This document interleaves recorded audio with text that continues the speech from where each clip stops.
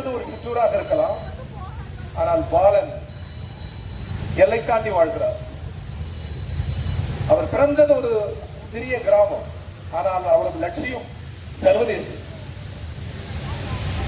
பாலன் பெயரில் ஆயிரக்கணக்கான கட்சி அலுவலகம் இருக்கிறது தமிழ்நாட்டில்.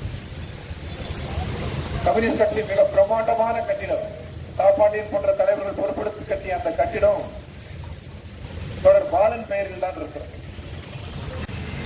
அதற்குள் பணிபுரிகிறவர்கள், கடமையாற்றவர்கள் எல்லோரும் நாட்டு நலன் குறித்து சிந்திக்கிறவர், பிறர் நலன் குறித்து சிந்திக்கிறவர், அடுத்தடுத்த தலைமுறை நாட்டிற்காக எப்படி உழைக்க வேண்டும் என்கிற ஒரு பயிற்சி பட்டறையாக இன்றைக்கு பாலனிடம் இருக்கிறது.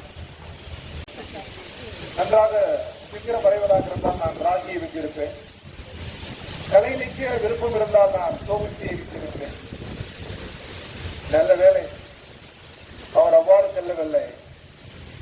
அவர் ஓவியராகவில்லை, நடிகராகவில்லை, அவர் கம்யூனிஸ்டாக மாறினார்.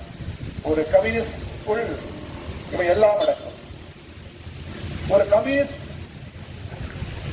சிற்ப குறியீடு, ஒரு கம்யூனிஸ்ட் கவிதை குறியீடு, இது பாலன் சொன்னது.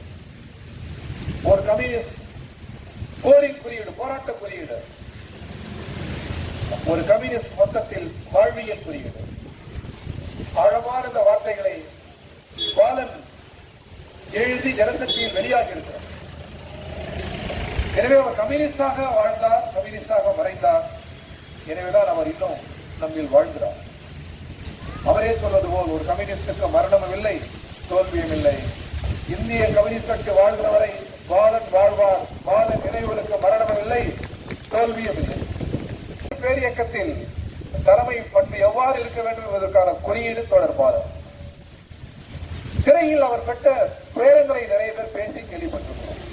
ஆனால் அவர் சிறை அதிகாரிகளிடம் பேசுகிற பொழுது பேசிய பேச்சுக்கள், சிறையிலிருந்து அவர் எழுதிய கடிதங்கள், சிறைக்குள் அவர் நடத்திய போராட்டங்கள் இன்னும் தமிழகத்திற்கு தெரியவில்லை, தமிழ் வெளியுலகத்துக்கு தெரியவில்லை. இன்றைக்கு சிறைச்சாலையில் அரசியல் தலைவர்கள் பத்திரிகை படிக்கிறார்கள் அல்லவா?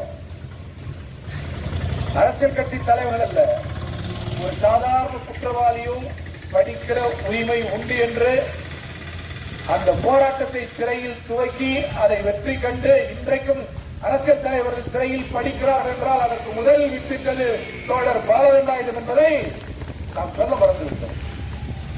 இன்றைக்கு அரசியல் கட்சி தலைவர்கள் யார் சென்றாலும் படிக்கலாம், பெரிய சாதாரண குற்றவாளியும் பத்திரிகை படிக்கலாம், புத்தகங்கள் படிக்கலாம்.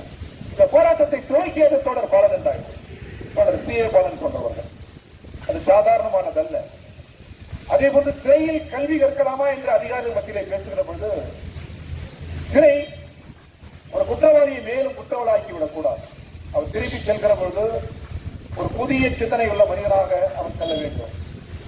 இந்த அடக்குமுறையும் இந்த அதிகார வர்க்க தோரணையும் அவனை மேலும் மேலும் குற்றவாளியை குற்றம் செய்ய தூண்டுமே தவிர அவன் திரும்பி செல்வதற்குரிய வாழ்க்கை சூழல் இல்லை. எனவே சிறைச்சாலையை கல்விச்சாலையாக மாற்ற முடியும் என்ற கருத்தியலை தமிழ் மண்ணில் முதலில் முன்மொழிந்தவர் தோழர் பாலகண்டாயுதம். இன்றைக்கு வந்திருக்கிற அந்த தொழில் கல்வி, சிறு சிறு தொழில் செய்கிறார்கள் அல்லவா, இதையெல்லாம் பாலகண்டாயுதம் துவக்கி வைத்திருந்தார். சிறை கைதிகளுக்கு விளையாட்டு திடல் வேண்டும் என்று சிறை அதிகாரியை பார்த்து நேரில் பேசி கடிதங்கள் எழுதி, உள்துறை அமைச்சகத்திற்கே கடிதங்கள் எழுதி,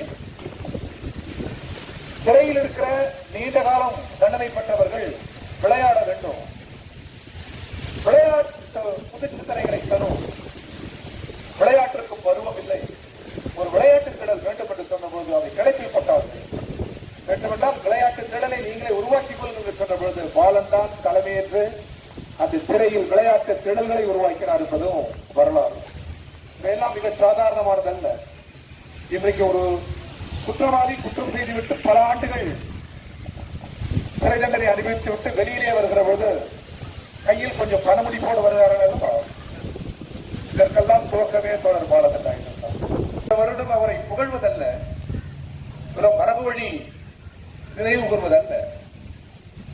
தோழர் பாலன் அவர்களுக்கு, பாலன் நம் தலைவர், அவர் கட்டிய மேடைதான் இன்று நாம் நிற்கிறோம்.